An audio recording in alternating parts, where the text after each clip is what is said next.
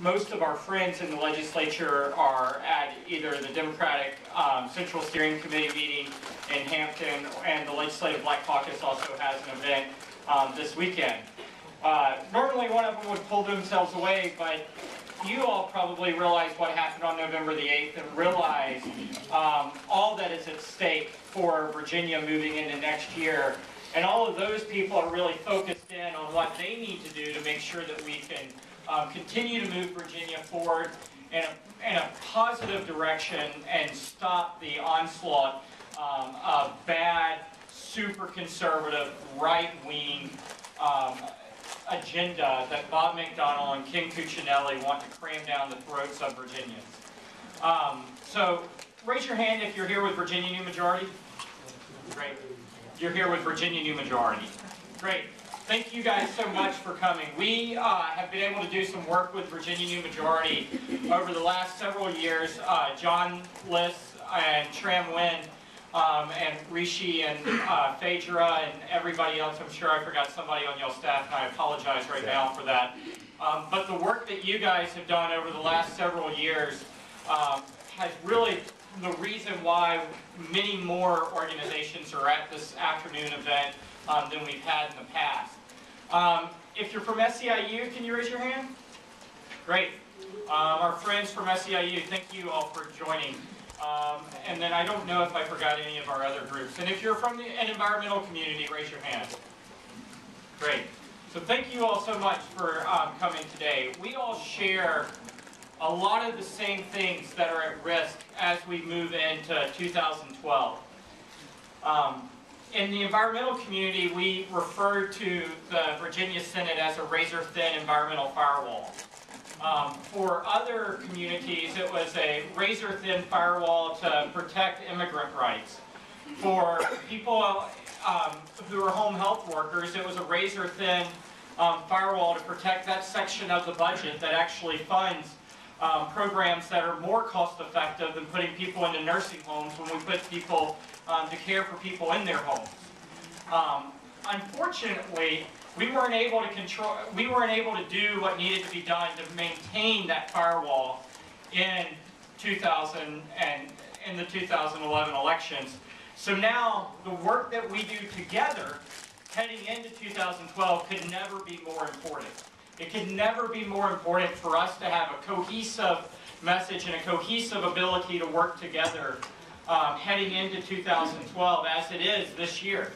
The fact of the matter is that with a 2020 tie in this state Senate, we are a possible lawsuit away from having Bill Bolling being able to break any ties. So what does that mean? They're in the process right now trying to figure out how the committee structure would occur or will be set up in the General Assembly.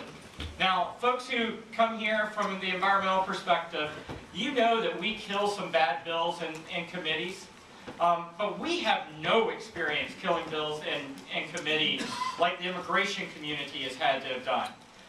The Republicans in the House of Delegates have attacked immigrant rights. People who are here in our country legally, they've attacked their rights over and over and over again. Last year there were 22 bills that came up in one day in one Senate committee, and we killed 21 of them. That number's right, John? And we killed 21 of them. Well, if Bill Bolling is able to cast the deciding vote on how we're going to set up our committee structures in the Senate this year, then those 22 bills will be sitting on Bob McDonnell's desk. If you care about the environment, what kind of issues are we talking about? Well, if you care about the environment, last year they put forward a bill that would have prohibited any good or product manufactured, mined, or milled in Virginia from being applicable to any federal regulation. So what does that mean? It means that if you have coal that was mined in Virginia, that they blew the top off of a mountain in Virginia to get to, and was then burned in a Virginia power plant, the Clean Air Act and the Clean Water Act would no longer apply. That means that the uranium that they want to take out of the ground, that they want to say that the federal government is going to regulate, that would not actually get those types of federal regulations. And yeah, we know this is all going to go to court, but the fact of the matter remains that in the time period before the Supreme Court, which we can't trust at this point in time, takes action, then then it's going to be total chaos. So, how do we do this? The good news is that there are people who are pushing to try to get power sharing in the Senate, and that's really what this is all about, that's going on right now, and why Democrats and Republicans are off in their camp. Because the last time I checked, 20 plus 20 equals 40, and 20 and 20 are a tie, and there's no symbol that says 20 is greater than 20, right? So the point is there's a historic precedent in Virginia that says, listen, when we have a 20-20 tie, or a 50-50 tie in the House of Delegates, we share power. We figure out a way to be able to share that power and to be able to make our government work. It's why Virginia is actually able to get a lot of stuff done, because we come together instead of letting partisan politics get in the way too much. So what the Democrats are doing is they're saying, listen, we've done this in the past. This is what we need to do in the future to make sure that we continue to walk down that same road.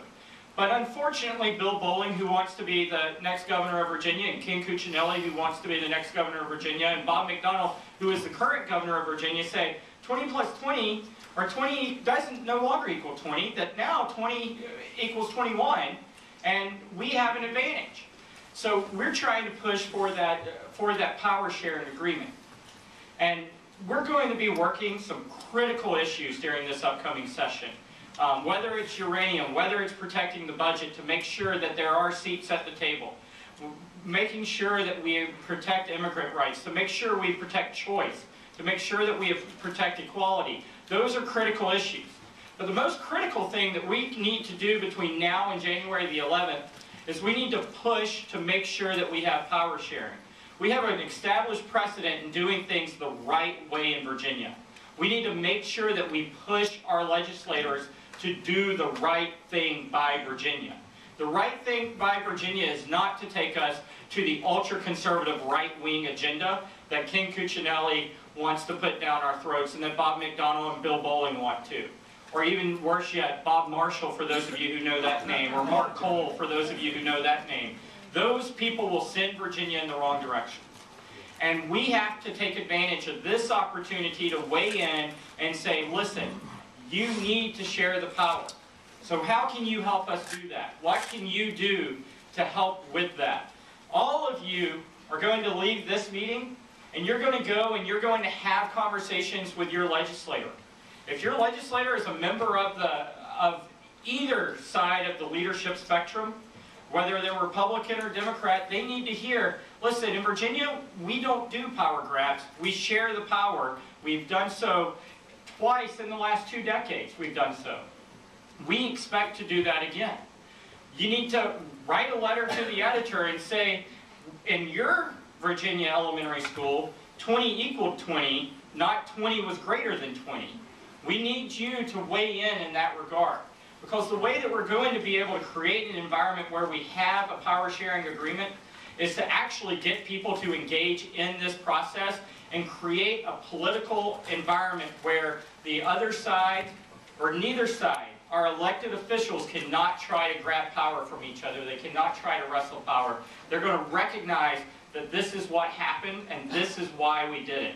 I'll finish that with one simple note.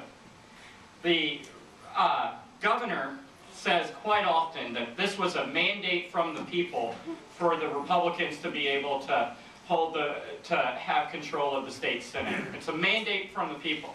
It was 800 votes, a little less than 800 votes, that determined the difference between the exact same majority being in the Senate and a 20-20 tie. If it was any sort of mandate, it was a rejection of Bob McDonnell, is what it was. He won those 2 districts by more than 25,000 votes combined. And the existing people in those seats only lost them by 800 votes. That doesn't sound like any sort of mandate to me. The mandate that it was from Virginians that we want an equitable government, and we want to be able to make that happen. Now, I spent a lot of time talking about a 20-20 power share, but why do I talk about that? Doesn't matter what your issues are. If you have watched the House of Delegates for the last several years, and unfortunately I have, there's a lot that has gone on. Numerous bills that have gone through. And the time for us to be able to make our biggest impact is to be able to make sure that we don't allow that to happen again. Even if the Republicans have the majority on the committee or they're tied, it's still going to be a tough year. But if we do the work that we need to do to show that we have that unified voice and that we have that unified power, it's going to hold in check some of those extremists that want to push Virginia in the wrong direction. And that's why we need folks to take action now. If you care about the Chesapeake Bay, this is another critical year for the Chesapeake Bay. If you care about women's choice, this is a critical opportunity for us to be able to move the ball in the right direction, or to make sure that it doesn't roll downhill too fast in that direction. And no matter what your issue is, we have a real opportunity to be able to push in the right direction. That's why this year, as we were sitting there with the environmental community, and we do this event every single year, some of us sat down with Jenny Lawson, who runs the Virginia Civic Engagement Table, and we said, you know what? This is too important for us not to make sure that we're engaging more people in, and that we're getting more people in the room, and more people are getting trained. So we said, how can we grow this event? And Tram and John said, well, we want to be involved. And SEIU said, well, we want to be involved. And NeighborL said that they wanted to be involved. And that's how it began to grow. Because the most important thing that we can do is to be engaged citizens. The other side's always going to have more money than us, right? If you care about the environment, Dominion Virginia Power spent $647,000 in the last election. We didn't spend that much as an entire progressive community in this past cycle. Our power comes from each of you sitting in the room right now.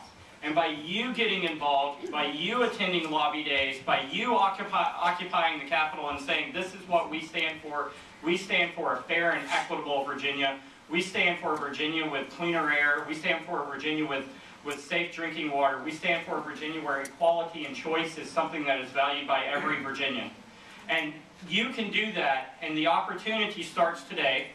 The responsibility starts today, and I want to thank all of you for coming out and taking the first step in action to making sure that we protect the Virginia that we all believe in heading into 2012 and 2013 and beyond. Thank you guys so much.